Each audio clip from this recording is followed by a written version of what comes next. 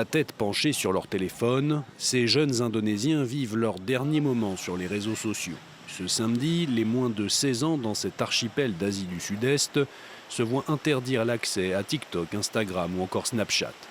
Une mesure de protection de la jeunesse selon les autorités. Nous prenons cette mesure pour reprendre le contrôle de l'avenir de nos enfants. Nous voulons une technologie qui rende les gens plus humains et pas sacrifier l'enfance de nos jeunes.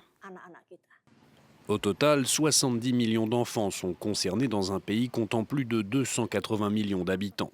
Les comptes des enfants sur les plateformes dites à haut risque doivent être désactivés. Parmi elles, YouTube, TikTok, Facebook, Instagram, Thread, X, Bingo Live et Roblox. Des jeunes Indonésiens qui, de leur côté, reconnaissent l'effet néfaste des réseaux sociaux, notamment sur leur éducation. Je deviens moins productif. Je suis distrait plus souvent dans mon travail.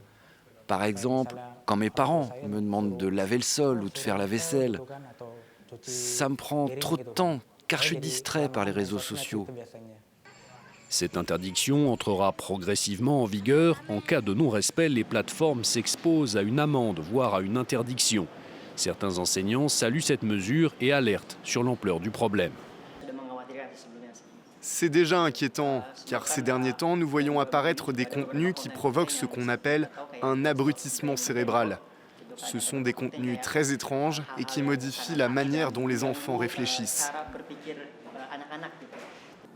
Avec cette interdiction des réseaux sociaux aux plus jeunes, l'Indonésie suit l'exemple de plusieurs pays, dont l'Australie qui a adopté une mesure similaire. Les autorités françaises travaillent également à l'adoption d'une législation identique visant une entrée en vigueur en septembre prochain.